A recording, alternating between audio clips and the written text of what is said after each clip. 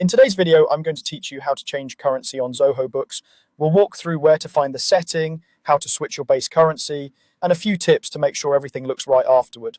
This is helpful if your business operates in a different country than when you first set up your account, or if your reporting needs have changed. Start by opening your browser and going to books.zoho.com, sign in and make sure you're in the correct organization, especially if you manage more than one. The base currency is specific to each organization, so you want to be sure you're adjusting the right one.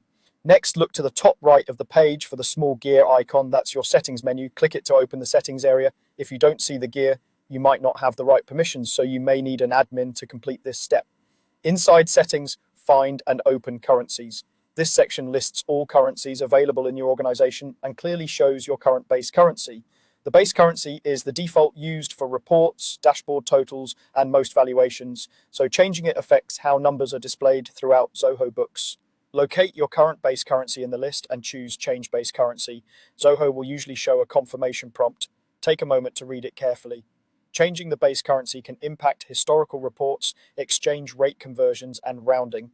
And in some setups, it might be restricted if you already have transactions. If you're unsure, it's a good idea to coordinate the change with your accounting team and choose a time when you're not processing invoices or payments. When you're ready, select the new base currency from the drop-down, pick the exact currency and symbol you want to use moving forward, then click Save and confirm any prompts. Zoho Books will update your organization to reflect the new base currency.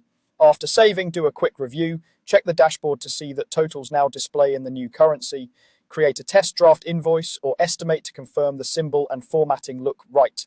If you work with multiple currencies, remember that customer or vendor-specific currencies and historical transactions may still display in their original currencies. The base currency primarily controls your organization's default and reporting. That's it. You went to books.zoho.com, opened settings with the gear icon, selected currencies, chose Change Base Currency on your current base, then selected the new one and saved.